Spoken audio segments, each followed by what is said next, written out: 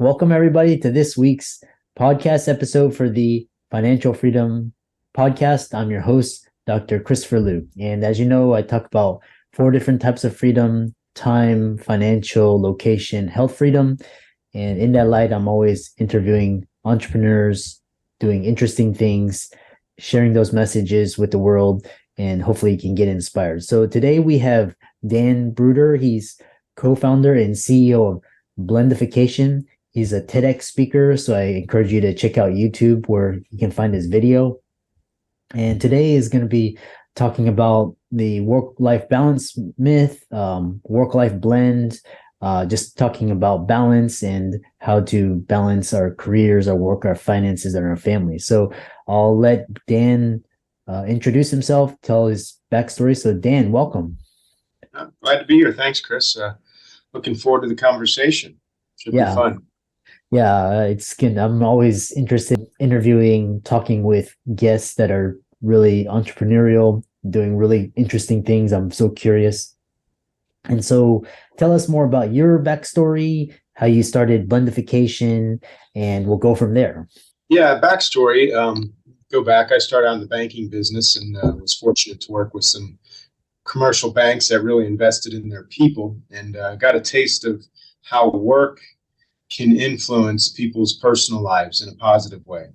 Like I said early on, I mean, my career was really, I can't imagine who I'd be today if it wasn't for the early companies that I worked with. In fact, I was meeting with some friends back at Marriott. I used to work at Marriott after I left banking. I went into Marriott and I told them, I said, thank you so much, because everything they taught me to be a better leader or manager made me a better husband, a better spouse, and a better community member. So that concept of how work can positively influence our lives, meaning we can take so much from our work and apply it to our personal lives, it started making me think about, man, what if we actually embrace this concept of blending work and life as opposed to this myth around work-life balance? If we threw that away and said, what if we actually took away from work, or actually looked at work as a way to pursue our human potential, because we spend most of our time at work, right? From a physician's front, I don't know how they do it with all the stuff they have to go through.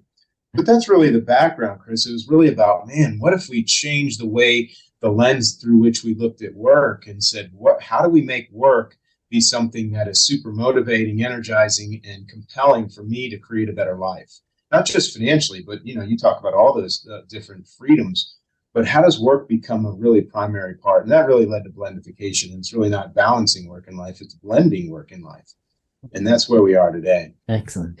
Yeah, I always love frame shifting, perspective shifting. If we look at some aspect of our life, like health or work or family, from a different lens, from a different angle, different question, we get different answers. And, especially with Gen Z really looking at work from home, digital nomads, a lot of them are starting their own companies. They don't want to work for traditional culture anymore. So this is quite interesting. So tell us, first thing is, what is the difference between work-life balance and work-life blend? Yeah, if we go back, in my corporate days, and I used to work at some big corporations, the people that would say, gosh, I need more balance, they weren't ever saying that they needed to work more. What they were saying basically is they were spending too much time at work, and it was almost like a badge of honor, and they were almost like bragging, right? It's like, I need more balance. Like, hey, look at me, look how much work I'm doing. I need more balance. It was kind of a masking, And I started watching that, and I said, why are people doing that? And what it did is it created an unintended consequence, that work became an adversary, or this adversarial relationship between work and life, meaning like they're separate. Like, I do this thing called work, and then I go home and I have this whole completely different life. And I started seeing this trend where people use this balance thing as a way to demonize work.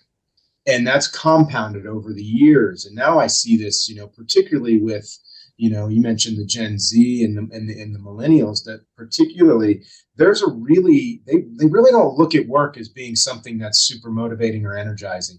So why is that? And I not the only reason, but I believe some of it is that we've created this wall between work and life. and it's unnecessary, and it goes against our full human potential and pursuing our potential. So that's really the difference to me. When we look at work-life balance, it's really creating a barrier.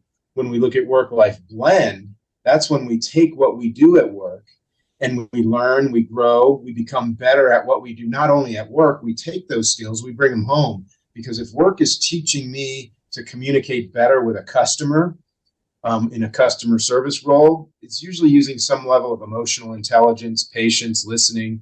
Those skills work really, really well at home too. So why can't I just steal all that information that work gives me to make me a better customer service person, a better salesperson, a better person inside the organization culturally, all those different things that work can do for us. Why don't we take that home and start doing some of that same stuff at home? Because I think it all works, And that's really the difference between work-life blend and work-life balance. My kids tell me sometimes, they go, well, blending is just another word for working more, right, Dad? And I was like, no, it actually means, why don't we live a life where what we do for our career, our vocation, our calling, that is actually influencing and enhancing the rest of our life.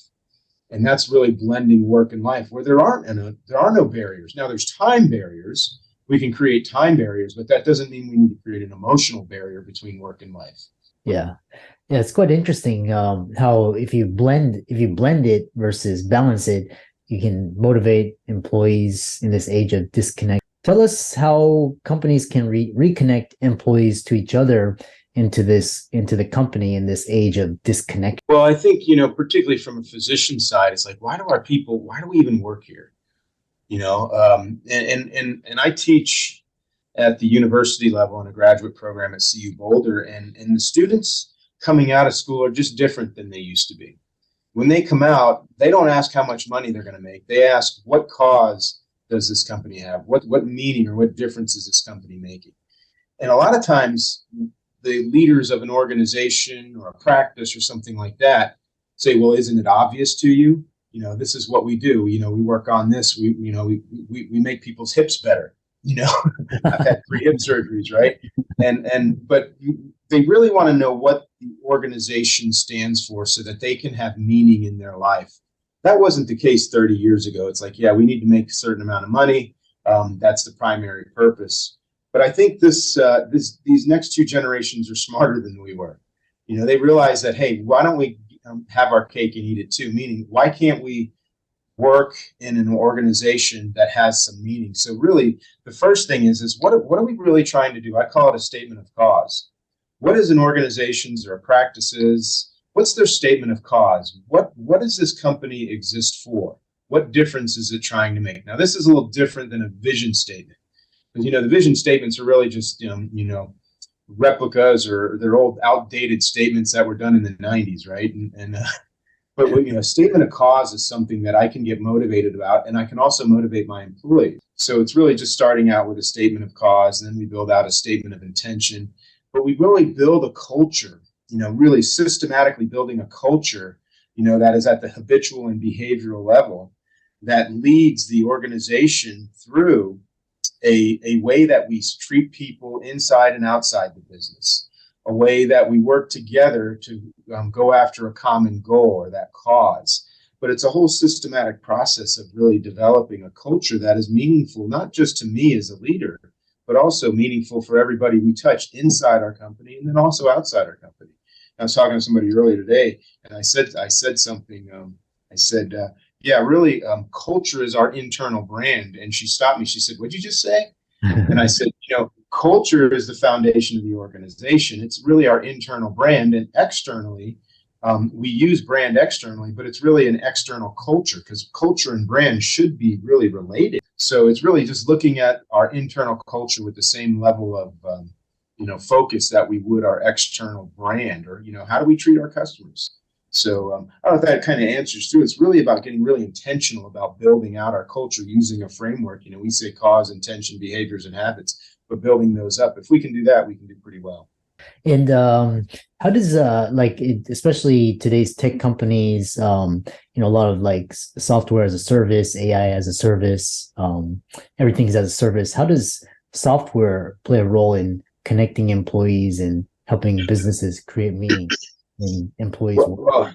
It's funny, software plays a role, but technology, as good as it is, it's actually created more disconnection in the workplace because we can now get our jobs done at home. We are now less connected. So an odd thing, it's a bit of a dichotomy, is that we've been able to maintain productivity within organizations with people being fragmented and spread out all over the world, but we've lost connectivity. And when we lose connectivity, our species, human beings, we start going crazy, Yeah. And that's what we see going on in the world. I'm not going to use any examples, but there's some craziness going on out there because we've lost this level of connection with other human beings that we crave this. But from the business side, it's like, oh yeah, you can still do your job at home and be productive. That's really been a problem. It's affected our culture, but that's not going to go away. So now we actually have to use technology through software to reconnect people. So the goal of an organization outside the obvious financial outcomes are really the ability to connect other employees to each other and help them belong to something meaningful. So we need to have software that actually does this. And to date, most software, by the way, has all been productivity based. I mean, if you're going to go buy software application, or software as a service or something like that, you'd say, okay, how is this benefiting me? And you're going to look for it in some sort of a return on invested time. Like, well, can I, a CRM system helps me better communicate with my customers and my sales prospects. So then I have a conversion ratio that makes me, then I can say, okay, if I can increase my conversion by 1%, it justifies it. So it's all productivity based. Right? If I have a scheduling system or a scheduling software at the front of my front desk, how is that going to make me more productive?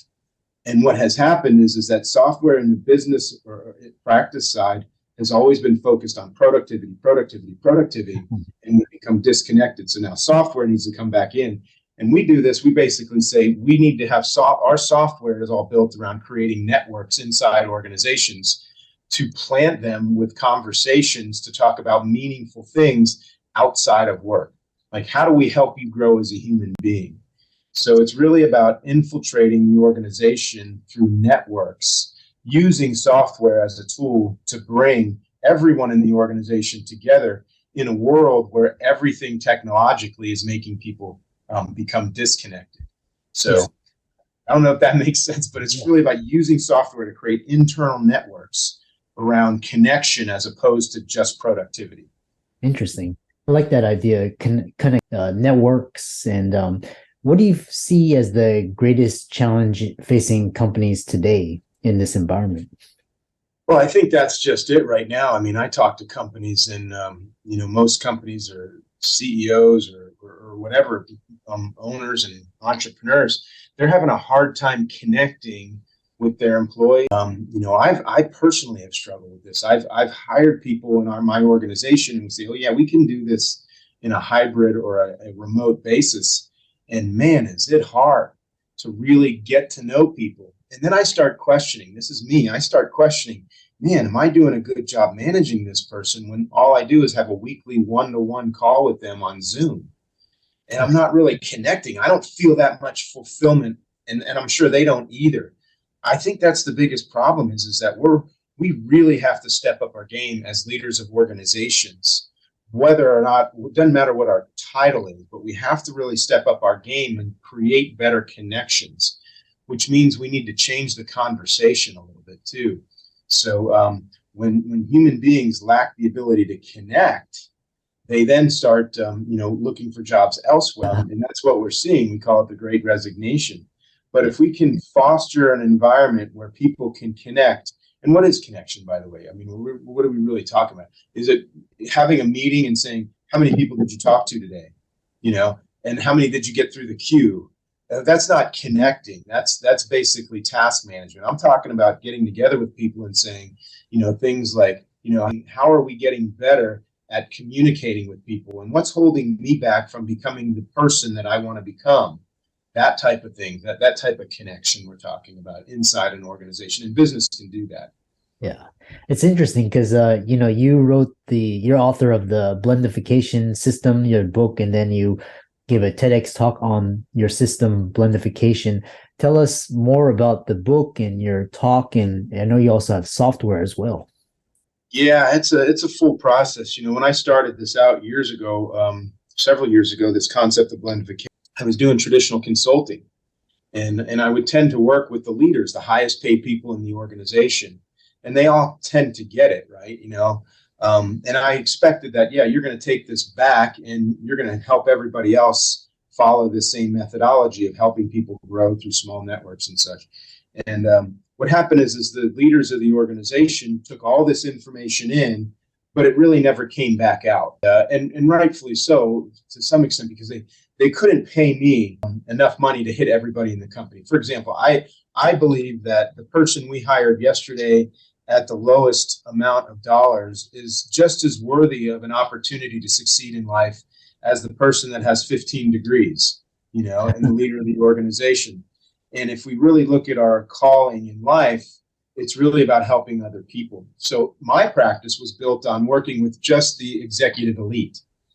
And they would pay for me. And I was like, but I want to reach everybody else, but you can't afford to do that.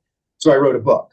And so I put a book out there to help companies organize their strategy and such. And I thinking that people would read that. And the truth is people didn't read the book. The people that I wanted to touch weren't reading the book. The executives were, but not the people that I wanted to touch. Did a TED Talk. That's more information. But it wasn't until I realized that in order to touch everybody in the organization, we have to have a software application that is very, very inexpensive. So for $2 a month for an employee, we can basically touch that employee, give them a platform to plan their future, and then insert them into small groups or networks so that they can create conversations around personal and professional growth.